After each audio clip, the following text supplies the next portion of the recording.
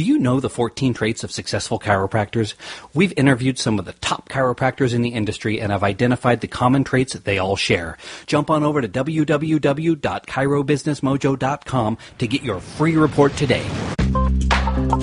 Welcome to the Chiro Business Mojo podcast, where we deconstruct the methods, marketing, and mindset of successful business people and chiropractors from around the world. And now your host, Dr. Richard Day. Hello, I am Dr. Richard Day, and this is the Chiro Business Mojo podcast. So nice to be with you once again, and especially nice today because this is our 100th episode. That's right, I am so proud to bring you episode 100 of this podcast. It has not been that long ago that we started it, but it has been my privilege and honor to bring it to you every week. We've had so many great guests. I've learned a ton, and I hope you have as well. Our audience globally continues to grow, and I hear back from practitioners all the time, those guys who are in practice and those girls who are doing it every day and what it is bringing to their practices and their lives. And you know what? I hear from students too. It's really touching them and inspiring them and giving them some great ideas on how to take our profession forward. So thank you, all of you, for checking us out. So without further ado, let's get to our next guest. He is Dr. Marty Rosen. Dr. Rosen graduated in 1981 summa cum laude from Life Chiropractic College, and since then he's practiced in Wellesley, Massachusetts as a family pediatric chiropractor. Over the past 34 years, he's taught pediatrics, craniopathy, SOT, practice management, and chiropractic philosophy nationally and internationally to thousands of chiropractors and students alike. While lecturing and teaching to chiropractors and the public, he's compiled thousands of hours of presentations on chiropractic technique, research, and evidence-based protocols. His unique approach to chiropractic and the care of the pediatric population is evidenced in his published books, DVDs, and professional articles. If you aren't getting the sense already, this guy is the real deal. Currently, besides his own seminar programs, he's teaching for the International Pediatric Chiropractic Association and as part of their advanced certification program. His books include the Pediatric Participant Guide for SOT, the Pediatric SOT, Spinal Adjusting Manual, the SOT Pediatric Cranial Adjusting Manual, and he's written a chapter on pediatric adjusting entitled Sacro Occipital Technique in the second edition of Chiropractic Pediatrics. And his new book, Pediatric Chiropractic Care, was released in March of 2015. His educational DVDs are designed to assist the practitioner in learning beginning, intermediate, and advanced spinal, cranial, and soft tissue chiropractic adjusting techniques. Welcome, Dr. Marty Rosen. How are you doing today, Dr. Day? I am doing great. It is so nice to have you with us here today. We're excited about this interview, and looking forward to talking to you about your experiences. Before we get there, though, are there any gaps you want to fill in that bio? No, it covers enough. You know, we'll fill in the gaps, I think, as we go along and talk. I think that was enough for now. It's a good start. Well, good. Let's go back to the beginning. Let's go back to when you graduated from, let's go even further back, before graduation. Why did you want to become a chiropractor? So I got introduced to chiropractic when I was around 19 years old by a friend of mine. He said, you got to go see this guy. He's great. He's a chiropractor. I'm like, okay. And we all kind of went. And he had, he didn't have open adjusting rooms, but he used to take 5 of us in one room and adjust us. And at that point in time, I didn't really have any issues or problems. I had always been kind of focusing towards alternative types of care. I'm a child of the 60s. I was born in 1954, so I grew up through the 60s, and this guy was just amazing. His name was Dr. Spinal in upstate New York, and his focus was just very intense. He had a very busy office. His wife ran the front desk. It was pay as much as you could afford. He didn't have a box on the wall, but when you went out, you paid whatever you could afford. And 5 of my friends, all of us were living in upstate New York, working actually at a steel plant. I was between school. I had just left college. And the guy was just focused. And there was just something about him that touched actually a number of my friends. Matter of fact, most of them, 4 out of 5 of them who went to him still are under chiropractic care in different modes and they all live in different parts of the country. So as time went on, I kind of was going through my life. I was living out in California in the early, 1976, and I had this really great job in this new business, but it wasn't really satisfying. And the fact is, I was walking back to my bed, and this thought just popped into my head, and it said, you should be a chiropractor. And things just rolled from that moment on. One of my grandparents, my grandmother, had passed away and left me some money. And the woman I had been living with wanted to move back to the East Coast, and she had known about chiropractic, and I just started the ball rolling, and I never looked back. I went back to school to get my prerequisites because I was a political science major with a philosophy minor, which I did to get all my prerequisites, my science classes, and I did that in a year. I took biology, chemistry, and physics, and actually went to Sherman Chiropractic College at first. And went to Sherman Chiropractic College and was imbued with philosophy. My chiropractor at the time was a guy named Joe D'Onofrio, and he was a very straight chiropractor. He really never talked anything but straight chiropractic. I didn't really know there was anything different at that point in time. And my first chiropractor, the guy in upstate New York, was also a straight chiropractor. They just talked about the adjustment, the subluxation, changing human potential, and that was really it. So I went to Sherman, and I met my bride-to-be at Sherman, and we stayed there for a year. We ended up transferring mainly because at that time the political situation was pretty hairy, and the states that we wanted to practice in were closing to Sherman grads, so we transferred to Life because they were one of the only schools that would take our credits without making us start all over again. And that was kind of my road into chiropractic. It was kind of a thought process that came into my head, and things just started to happen, and I never had to look back. Well, let's go forward in time just a bit. So Sure. When you graduated, what was your path between graduation and opening a practice? So we graduated in 1981. As I said, my wife, who I met in Sherman, we ended up getting married when we were in Georgia at Life. We also were pregnant at the time, and she was from New Hampshire. I was from New York. So we split the difference and decided to move to Massachusetts because we were going to have a family, and we wanted to be in a place where basically family could visit us, but they'd have to kind of let us know first.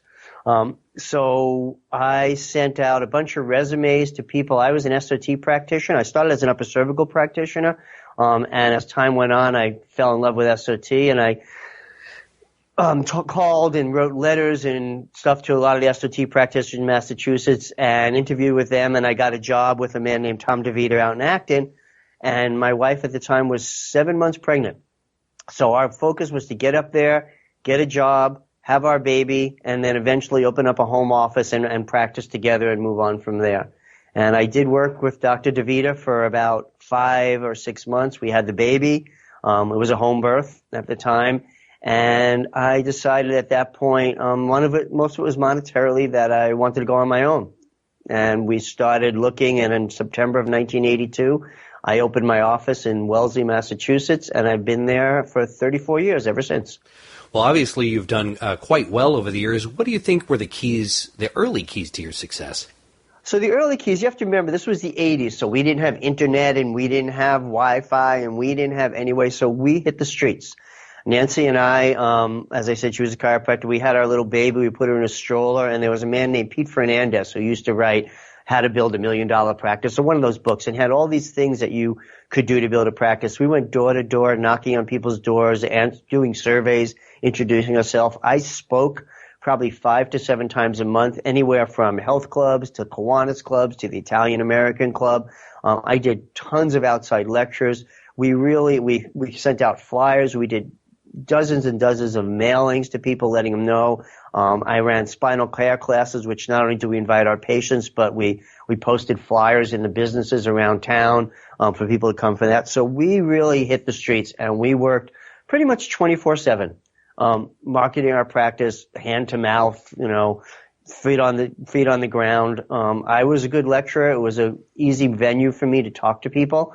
So that's pretty much how we built our practice. We met friends who were in different organizations, and they would have us come speak. Shackley clubs. Like I said, I became the chiropractor for several different health clubs. I was a runner at the time, so I joined the Middlesex Striders and the Framingham Track Club. I became their chiropractor. I went to races, did spinal screenings. I mean, really, really, really just put our nose to the grindstone for, the first 5 years, really. Yeah, that's what it takes to launch. And, I would encourage anyone listening that if things are stagnant and not moving the direction you want in your practice, think about those things that it takes early on to build a practice and start doing them again. And I think you're right. And the other thing about social media, the bad thing about social media, now I have a pretty good social media presence now. My wife, Nancy Watson, runs it. I mean, we have 5 or 6 different pages, and we have 2 different websites, and we have a pretty good outreach. But it's still that one-on-one thing that makes the difference. If you're getting 20, 30, whatever it is, 40 new patients with social media, and you're blowing them off because they're really not getting it, because social media is such a vapid way of communicating that you really every once in a while have to get out there. I know a lot of people do dinners, and have patients do dinners, but lecturing one-on-one, looking people in the eye, I remember doing a lecture to maybe 80 different people. They were all Shackley vitamin salesmen, and I got 25 new patients from them. I did a lecture at a senior citizens organization. Within the next 2 weeks, I got 21 new patients from them. And they were connected. It was much better. For the track clubs, I used to go to races and do spinal screenings. I still have patients 30 years later who I got from those kind of things and from health clubs. So though the social media is a great way to get a large influx, it becomes more about quantity. And I think in the long run, quality is much better. It's much, you have to look at your return of investment. And if you're putting all these hours into social media and you're processing 30, 40 new patients a month and you're keeping 2 or 3 of them, you're spending a lot of time spinning your wheels. Yeah, that personal touch, I think, just can't be beat. It's nice to build a community online, but the impact that's made person to person or in person to a small group is just much more significant. And I think maybe some of us had gotten away from that, but that's a good skill to have. And outside a lot of people's comfort zone, at least what I find when I talk to folks. Well, I think, that's a really good point. I like what you said about the comfort zone, because there was a thing that we used to call confrontational tolerance, which is basically your ability to tell the truth in situations where that may be hard for you. And it's the same thing about going outside your comfort zone. And one way to build your practice is to keep coming up against that comfort zone. In the early days, when I moved to Massachusetts, insurance was really easy. Everybody had insurance. They were $250 deductibles. They paid 80/20. I mean, everybody had indemnity insurance. It was really easy. And if you had auto accidents, they paid 100%. And there was a safety in the beginning when people didn't have to put money out of pocket or very little money out of pocket, so you can give them these care plans and all that stuff. I don't take much insurance now. All I take is Blue Cross and Medicare. But as we started to pull away from the insurance, I had to raise my confrontational tolerance because I knew this money was coming out of people's pocket. And I did that for a number of reasons. But again, every time you push your confrontational tolerance by maintaining your integrity, your practice, not only your practice, but your personal life will grow. I mean, it's a tough thing to do, but if you keep pushing that envelope little by little, it's just an amazing process. As the older you get, the easier it gets also. Yeah, I think there's a reason why my grandfather, could say the things he said. Certain comfort came with it. Well, yeah, such a great point. Well, I want to talk about something else. Now, you do a lot of education. Yes. Helping students, with chiropractic technique, be it SOT, pediatrics, things of that nature. Right. You come in contact with a lot of those folks. And from a business perspective, what do you see, in terms of people that are maybe struggling in their practices?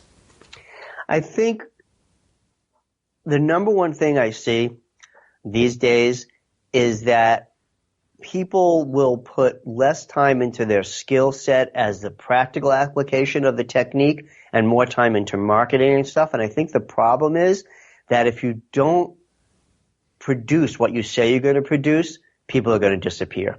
If you tell people that whatever it is, if your philosophy is based on optimum functioning and the innate potential of the human being, that's great, but there has to be some kind of baseline where you can show that you're producing that as opposed to a belief system, and you have to have a skill set. And it's my experience that, and I hear this a lot because some of the stuff I teach may be more integrated or complicated than certain things, that people say, oh, it's too hard, it's too much work. And for me, if you're going to be a chiropractor, or if you're going to do any profession, whether it be a baseball player, an architect, or lawyer, learning your skill set and improving that is probably the number one. We have our triangle of art, science, and philosophy, and I think really the art should weigh the heaviest. I think being able to produce what you say you're going to produce in a way that is quantifiable is probably one of the most important and one of the weakest links in the chiropractic profession, because we spend so much time, biting each other's heads off about which technique is best and which isn't. And it's my experience that the best chiropractors I know are not dependent on their technique, it's dependent on their commitment to their technique, whether they do activator, upper cervical, SOT, Gonstead, whatever it is, the more dedication they put into that art, the more successful their practice is. And that's what I think is lacking. Yeah, I would agree with that, and definitely your word of mouth is better if you're getting the results that you're intending to get, and people refer. You can't beat the referral marketing. I mean, do a great job, and it doesn't cost you a whole lot. You're actually making money taking care of people. Absolutely. One of the things and one of the precepts I always had when I started my practice, and when someone would come in, is if they had kids somewhere down the line, I would expect to see their children. It was just an expectation that I held. And that's how I built my family practice, is I just expected you eventually, you have a kid, you're going to bring the kid in. I don't care if the kid's 15 or 2 months old. Eventually, if you understand what I'm saying, you're going to bring the kid in. And that's why now we take care of 3, maybe even 4 generations. I do. I have a 4th generation family, but a lot of my families are 3 generations of chiropractic care. Like, I don't market for patients. It's just a constant referral. And if you're pregnant and I'm adjusting you, because I get a lot of referrals from a midwife in the area, if you're pregnant and I'm adjusting you, I just have an expectation and an education that when that kid comes out of the womb, I'm going to see that child.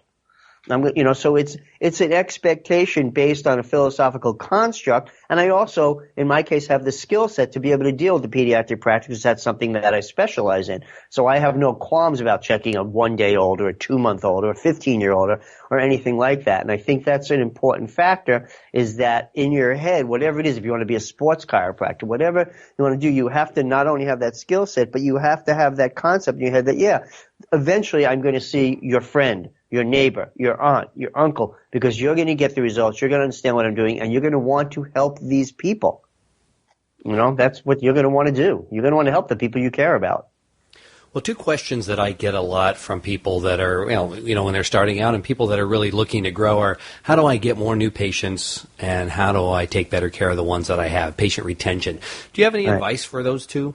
Yeah. So one of the things that I do, so I'm going to answer the patient retention one because I think it's important. So I run my office by statistics. So I look at my new patients, my patient visit average. I look at my case visit average, how much I'm making per case. And that gives me an idea of how people are responding to my educational process. So if my patient visit average, now every different technique has different, so I don't usually see people 3 times a week. I usually see people 2 times a week. But I haven't practiced a long time, so it doesn't really affect my PVA. But as you're starting out, you want to see over the first couple of years that your patient visit average grows, whether you see people once every 3 months or once a week, whatever it is, because that's letting you know that people are getting the idea of long-term care. So you need to track that. If your patient visit average or your case average are not coinciding a certain way, then somehow your educational process or your results are not up to par. So the other thing that's really important around that is to stop periodically during the patient care. So we stop after 3 weeks to do a progress exam,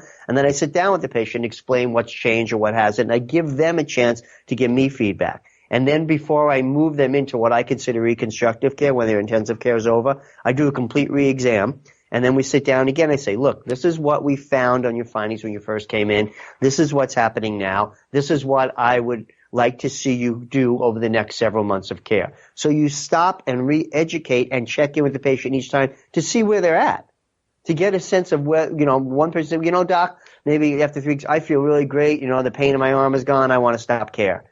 Then instead of pushing that person into understanding your paradigm, you explain the paradigm a little bit, said, I'd really like to take care of you, but if you want to come back at another date, you're welcome to come back. It's kind of allowing them to make the choice. Most of the time, if your educational process is strong enough, when you first finish your report of findings and you ask the patient, because I ask the patient what type of care they want. Do you want long-term care to correct the problem? Are you looking for short-term care for symptoms? 99% of the time, they say they want long-term care. And that means that I know that I'm at least communicating at that moment in time of what's important. So I think tracking how your patient visit average changes. If you're getting 100 new patients a month and your patient visit average is 6 visits, there's something wrong. There's something wrong. So I think that's a big factor, that you need to be objectifying the goals that you're setting and how your practice is running so that you can really get a sense of what's happening. And then you have to see what you need to tweak. If the patient visit average is dropping, you have to look at yourself. Like, is my technique doing it? Am I doing my progress exams and they're not getting any changes? Is that why they're leaving? Are my fees too high? Is my educational process wrong? Is it my staff that's not scheduling them right? You have to start to look at your practice and see where those linchpins are that are stopping you from growing. And I always start with myself, like, am I in a bad mood? Am I in a bad place in my life? Or am I not speaking my truth? What am I doing? Is my technique off? And then I move on to, the practice. Is my staff supporting what I'm saying? Are the patients understanding? Do I need to change my educational process? Do I need to be more personal? Do I need to be more intense? Less intense? You have to start to really look at yourself objectively and be willing to change. If it's not working, change. Well, I have a question. question. As simple as that. I have a question in terms of the educational process. I find that people's attention spans these days is relatively short. And, I don't. What did you say? I wasn't paying attention. Sorry, I missed what you were saying. Yeah. So, I do a lot of education, and I can kind of feel the person starting to zone out. And I try to get as brief as I can. I'm always trying to refine that. Is that you find? It sounds like you find the same thing. Well, there's two things. One thing that you said is really good. And number one, you're aware enough to listen. If you see a person's fading off and you have more things that you wanted to say because you have a pat report of findings and you keep doing that, you're wasting your time. So you have to be aware of the person you're dealing with. Sometimes my report of findings is 2 minutes. Sometimes my report of findings is 8 minutes. It really depends on how engaged the person is. I don't know if you probably know who he was, but years and years ago, Joe Felicia and Guy Reekman started Renaissance, which is now still going on with some other people, but they started Renaissance International. And Joe Felicia was an amazing communicator. And one of the things he always said was the longer amount of time you're spending in your office on your reported findings explaining to your patient what chiropractic is, the less time they're going to stay in your office. And I find that to be true. If you're selling it harder and harder, those people are going to disappear. So what I rather do and what I do in my education process is do it in snippets, short versions. And I make sure that I do it on my daily visits. I make sure they get some education. I do not adjust on the first visit. I don't think that's a good thing chiropractically for a number of reasons, and we could discuss that if you want, but I don't adjust on the first visit. So the first visit is an evaluation. They get some information about the evaluation. They get a little bit of information about chiropractic. The second visit is the report of findings, and at that report of findings, I do show them a brief video so they understand what the subluxation is, and then I go in and give them a specified report of finding based on the clinical findings I found and what their needs are. And then they set up some visits. And then, like I said, their first progress exam is usually 3 weeks into care, and I go over their findings and I re-educate them a little bit, and I do another re-evaluation that could be anywhere from 6 to 8 weeks into care, depending on their visit needs, and I reevaluate and I re-educate again. So it's, like you said, it's not a 45-minute lecture. I don't do spinal care classes anymore, and to be honest, the main reason is I just got tired of hearing myself speak. But even my spinal care classes, I usually try to limit them to about 20 minutes with the patients there. You need to be aware. You need to learn to be aware of your audience. When you're losing them, then stop. Stop. Move on. Well, I want to go back to something that you mentioned, and that is whether or not you're going to adjust on day one. Now, I've done it both ways, and let's go into that a little bit. Why? Okay. What are your reasons for doing it the second time? Okay. So my number one reason, if let's say that we're going to talk about patients who have never been under care, all right, and we're not going to talk about referrals, because I do sometimes adjust people. If a friend of mine refers a patient to me, or if they've been under regular care, I'll adjust them on their first visit. But I mean really regular care. Like if they say, I go in once in a while, the last adjustment I got was 6 months, I do a brief exam. But the reason I don't adjust on the first visit is in my paradigm, and in most chiropractic paradigm, if you're looking at the subluxation process, is you're looking for a pattern. You want to find what the subluxation pattern is. So it's impossible to discern a pattern in one visit. That's what I've seen you that day. So what I do is on my second visit, I also go over my positive findings to see what is in that pattern, what neurological findings are congruent that time. So then I can make my adjustment based on that. So let's say it's an adult where I use SOT. So in the SOT paradigm, if you went out and played soccer last week for the first time, and you came in and you had muscle spasms in your back, and you came into my office and your wife said, you got to go see my chiropractor. And I checked you out and you had muscle spasm in your back from playing soccer for the first time in 3 years. That's not a subluxation pattern. That's a compensation pattern. So I evaluate you. I take into account what you have, if I need to take films. And then I say, look, you need to come back within the next day, 2 days, 3 days, whatever it is that you can come back in, so we can reevaluate to see what the underlying pattern is that caused that muscle spasm to happen, because the muscle spasm is just a reaction. And I tell that to the patient. And when they come back in, then I check my underlying indicators so I can make my adjustments. So that's the first reason. I'm looking for at least some pattern. The second reason is that I found if I do it that way, that usually one of three things happen. If I adjust this person who's in spasm, whose wife told him to come in, and the spasm doesn't go away, he's not coming back. Chiropractic doesn't work. I'll go take Advil. I'm going to go see my doctor. It doesn't work, especially even if they get worse. Second thing happens, the spasms all go away and he feels better. 3 days later, he feels great. He goes, I don't need to go back in. I went in for these muscle spasms. They're gone. I feel great. So they don't come back in. Those are the two main things that happen. And the third thing, that he may come in if he felt a little bit better, and he wasn't educated, give you 1 or 2 more visits to see if he feels better or worse. So you lose the ability to educate that person. You lose the ability for that person to understand that chiropractic is not just about putting the Band-Aid on. And you also take the chance that you're making an adjustment into a compensation instead of a subluxation, which can have very negative rebound effects. Well, I want to shift and talk about marketing a little bit. Do you do your own marketing, or do you hire that out? Yes. We do we do all internal now. All our marketing is internal. But you have to understand, though, in my practice, it's completely referral based. So when you say marketing, we keep aware. All our marketing is internalized. So I still to this day write my own newsletters. I do not farm them out. I write them from scratch once a month, patient newsletters. I also write another newsletter for my other business, my DVDs and my books. For my professional newsletter, I write those newsletters from scratch myself each time. The social media is run mostly by my wife, and we have a page for Wellesley Chiropractic Office, which is our office. I have my own Dr. Marty Rosen page. I have an SOT page. I have a pediatric page, and I have 1 or 2 other pages. And we constantly put up information that's pertinent to each of those. So we do all that kind of marketing. That's done on a pretty much daily basis.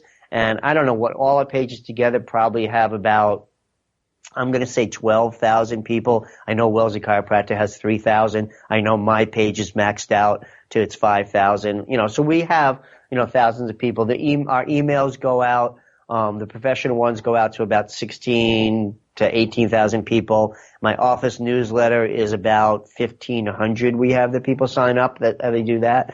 So all our marketing is done pretty much at this point internally. I go and do lectures once in a while if someone asks me to, but I don't look for them anymore. If I was building a practice, I would look to do those kind of outreach lectures. There's tons of places where you can have, you can talk and do 20-minute, half-hour lectures. So that would be something I do. But all our marketing at this point is internal, and my practice is probably 90% referral. We do get some people from our website. People look for us, and I do put my website out, and it's on all my emails. On the bottom of the email, I have all my contacts, my Facebook contacts, my Twitter contacts. So anytime I send an email, all that information's out. And I do have that information also on my card if I give them out. So that's pretty much our entire marketing focus. The other piece is we don't have the ability to get that many more new patients at this point. My practice maxed out, though my daughter's joined the practice, and now she's starting to get a lot of the overflow. But again, she does the same type of marketing. We do some Facebook stuff. She does, she's going to do some work. She's a yoga instructor as well, so she may go to certain yoga classes or teach certain yoga courses. We do some, but everything we keep pretty close to in-house, because I find the return of investment that way is much higher and much easier to control, and the quality of the patient, because they have a contact with our office, is much higher than just blasting things out to 100,000 different people. Do you take insurance? The only insurance I take right now is Blue Cross, Blue Shield, and Medicare. I don't take any other insurance, including personal injury. If people have personal injury problem, and they come in, then they pay me, and they can get the money from their lawyer. I've had a couple of people have, issues with that, and I just said, look, I don't have a contract with your insurance company. You pay me, and your lawyer can argue with you or the insurance company. So that's it. Blue Cross Blue Shield and Medicare is all we take right now.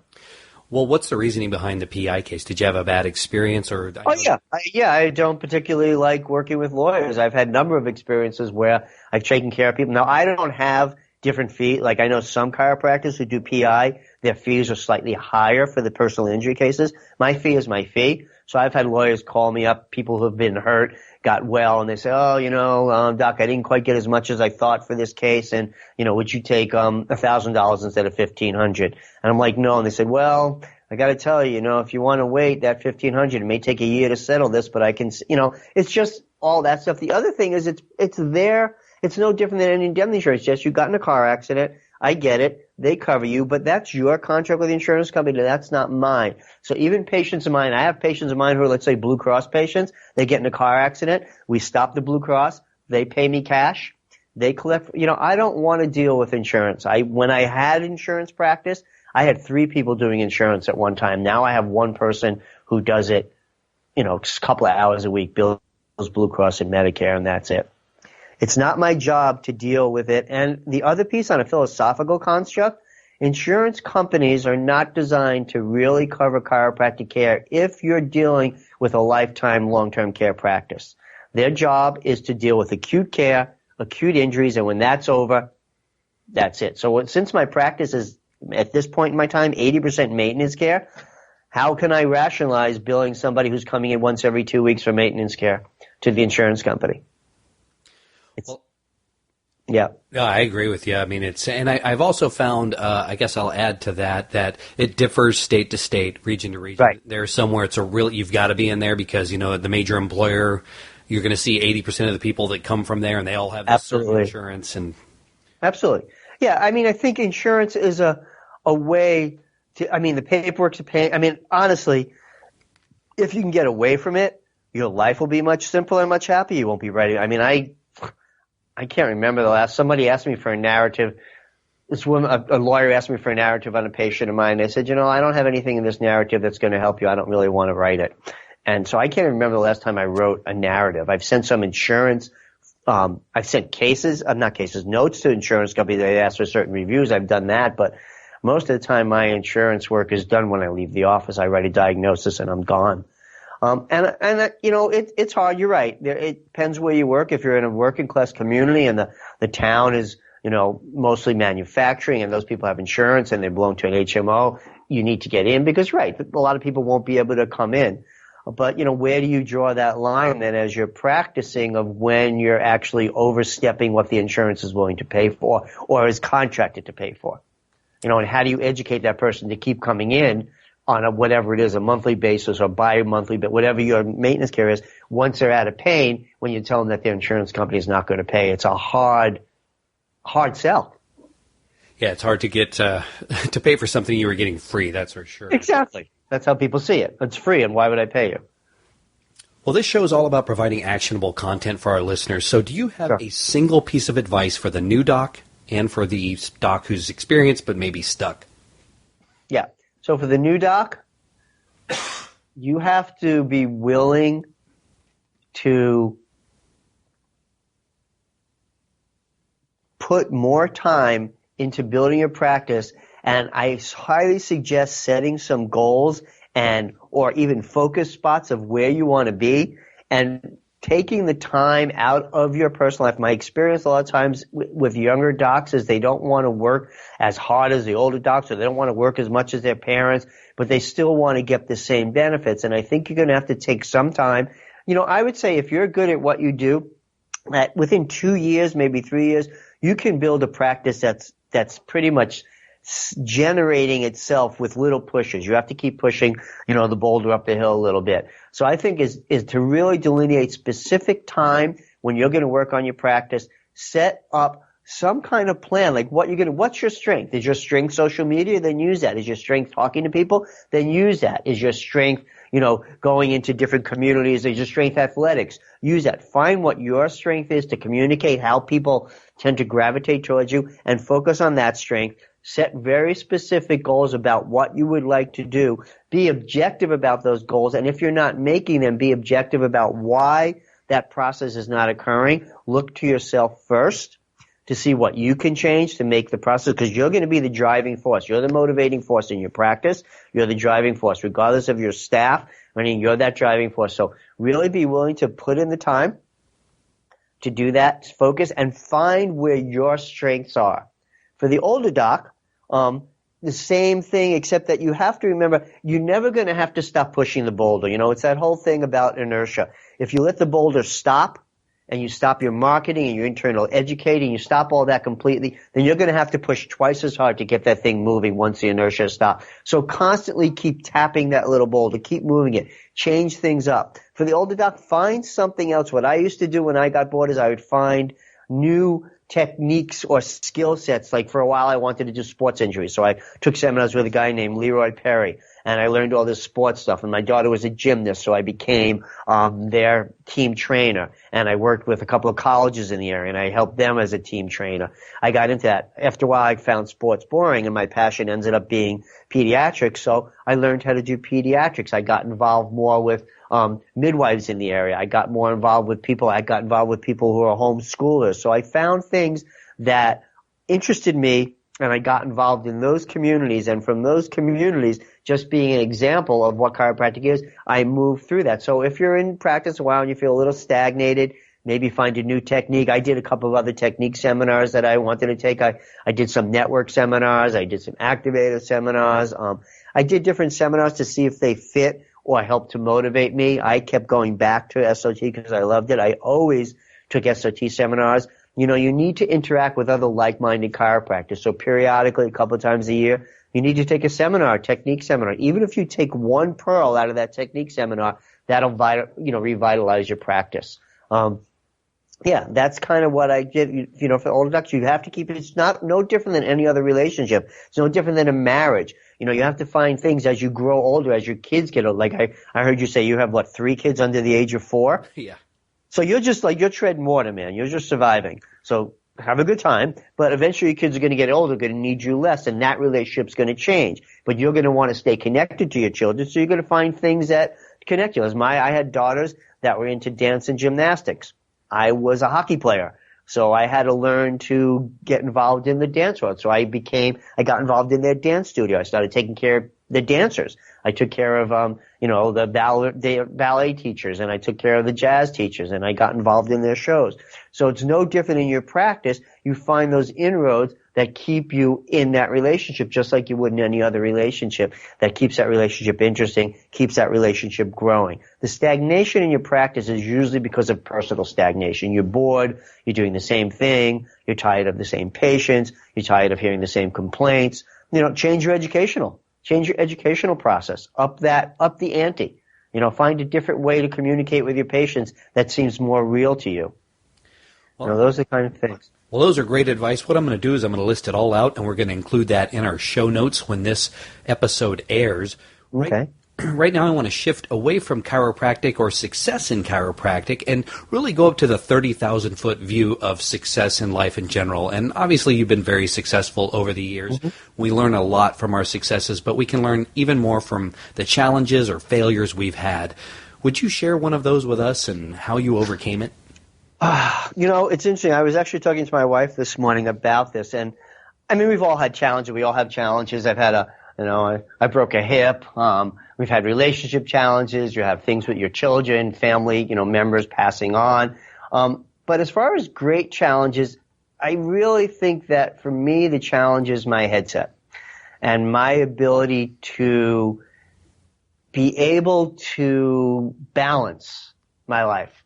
So chiropractic has been a big part of my life, and there have been times where I've totally been so focused in chiropractic that everything else was pushed aside, whether it be my relationships, whether it even be my health, pushing through things that maybe I shouldn't. So I think that the biggest challenge in chiropractic, because it is a tough profession, there's no doubt about it. We're on the outside looking in a lot of the time, and even our own profession doesn't have a lot of congruency or support, is to learn ways to maintain balance, to learn ways to be able to take care of yourself within the venue of still pushing forward, making your goals, and making a difference. So I think for chiropractors, the biggest challenge is that constant barrage from our profession internally and the external barrage, and to be able to rise above that.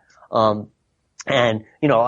was it, last month was it, that woman, the model who got her neck, got a stroke. So he got a stroke from a chiropractor. Yeah. That was and patients were coming in and you have to talk about that. And so the biggest challenge I think is to find a positive way to show people the benefits of what you do and at the same time constantly maintain a balance within your life so that you don't actually get dragged down into much, that you don't get depressed or it doesn't weigh down on you, and get rid of, the other things are the monkeys on your back, the things that you may have done wrong and the mistakes you made. Learn to process through those and move and forgive yourself.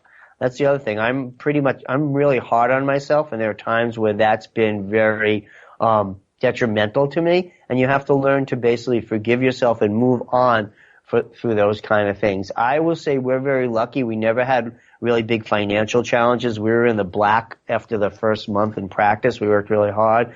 So we didn't have those like my biggest health issue was 3 years ago I broke my hip. And I was out of the practice for 9.5 weeks because I had to stay off my leg. So that was a big challenge. We've lost all 4 of our parents.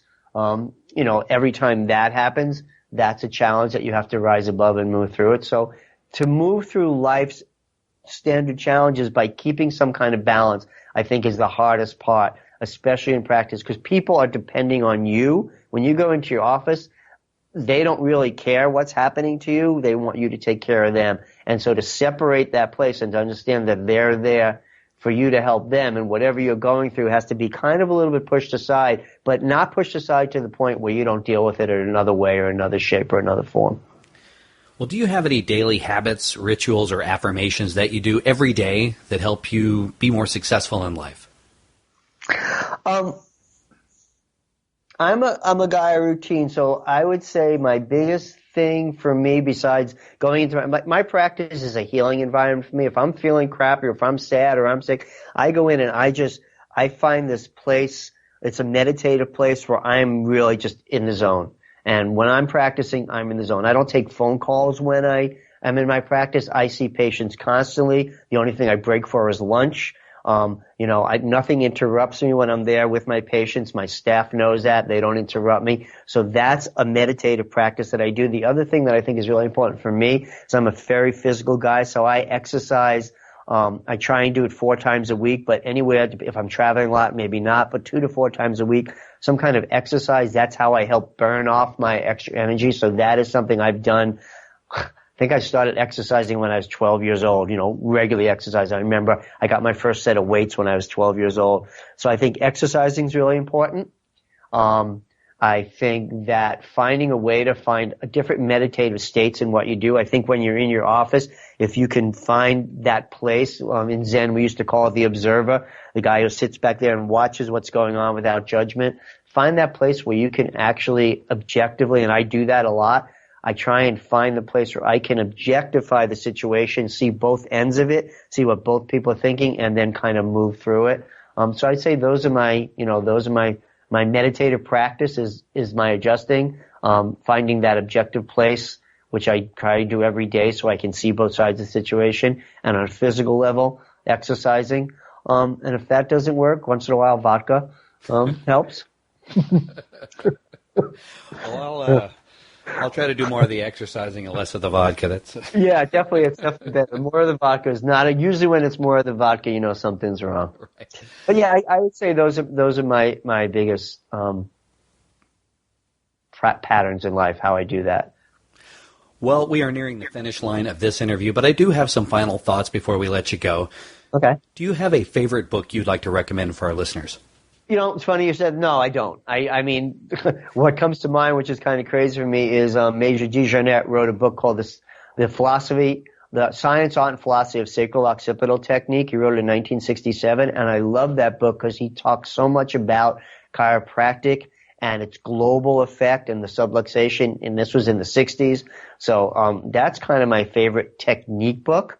But I don't have a novel or anything like that. I've read some of Bruce Lipton's stuff. I like his work, Louise Hay stuff, but I don't have one particular book that I can actually recommend. I can recommend my book, Pediatric Chiropractic Care. I like that one. But no, I don't have one that I can actually really give you except for what I've just kind of gone through. Well, what's the best business advice anyone's ever given you? Keep your overhead low keep your expectations rational and work really, really hard when you're working and stay focused. I had two people. One was Greg Stanley, a guy who ran Whitehall Management, who was a master at overhead control. So the lower your overhead, the less of a nut that you have to make, the less stress there is. Because making money, even making a lot of money, is stressful. And if you have to spend a lot of that money just to survive, it's extremely stressful. So as far as business, keep your overhead as low as possible. Be willing to work as hard as you can. And the other person who gave me probably the best advice ever in my life was my dad. And my dad always said to me, there's always going to be someone smarter than you, stronger than you, faster than you, bigger than you, richer than you. He goes, none of that matters. He goes, do the best you can in every situation so that when you leave that situation, you feel like you gave it your all. And when you feel that way, that is your success. That is the way to do it. And that's the way I ran my business. So I don't compare myself with the guy down the street. I don't compare myself with the person around the corner. I don't care if they make more money, less money than me. It's really about doing my best, looking back and knowing that I made that and made those choices. And again, in your business, I think that's really important to do that. Don't start comparing yourself with other people.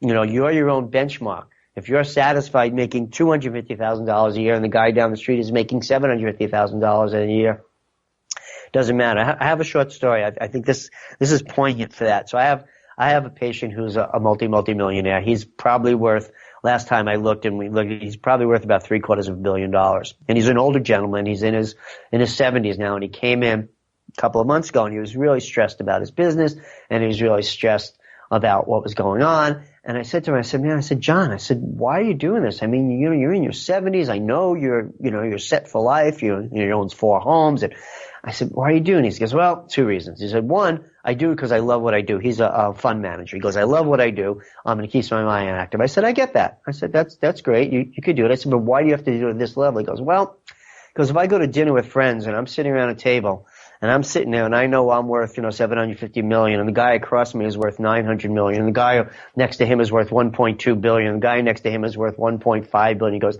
sometimes I feel less than. And I looked at him and I said, man, that's really, really messed up. You need to work on that. I said, when I hit my first $750 million and I feel less than somebody, my next step is a psychologist's office. And I think that's the sign of it. It's like you can't keep comparing yourself to the next person, because there is always going to be somebody bigger, greater, smarter, faster, which is what my father taught me a long time ago, to never do that and just do what you do, stay focused in your world, and know that you're doing the best you can at that moment in time, and be willing to look at yourself if things aren't working the way you want, and be willing to be objective enough to see what you need to change. That is great advice, and thank you so much for sharing all the great advice that we have covered today. I think we've touched on a lot of things. Sure. What's the best way for people to connect with you and find out more about your lectures and your DVDs? Sure. So for chiropractors who want to find out about my lecture series, my seminars, and my DVDs, go on my website, which is drmartinrosen.com, and it has all my DVDs, and we're actually putting them online again now so they can be downloadable, and it has my books, my DVDs, all my lectures. So that's, again, Dr. Martin, M-A-R-T-I-N, Rosen, R-O-S-E-N.com. And if you want to find more information about my practice, then my office website is Wellesley, W-E-L-L-E-S-L-E-Y, Chiro, C-H-I-R-O.com. And that does have some of my seminars. You can link that to my other website, but you can also see my educational stuff is on that, stuff about pediatrics, and there's some videos and other things on that. So those are the 2 places I think you can go, and they all link to, my Facebook pages and my YouTube and all that. So the drmartinrosen.com is professionals, WellesleyChiro.com is patients, lay people, but professionals, of course, you can go on it, look at our newsletters, you can download some of them if you want, be willing to use. I'm happy to let you use them in your office if you want to. Well, Dr. Marty Rosen, thank you so much for spending your time with us here today and sharing all the information and insight you have with our listeners. And it's been a pleasure having you on the show. It's been great. It was great talking to you, and I appreciate you reaching out, and I'll be looking forward to seeing you making more of a dent in the chiropractic profession. Thanks for listening to the Chiro Business Mojo podcast at www.chirobusinessmojo.com.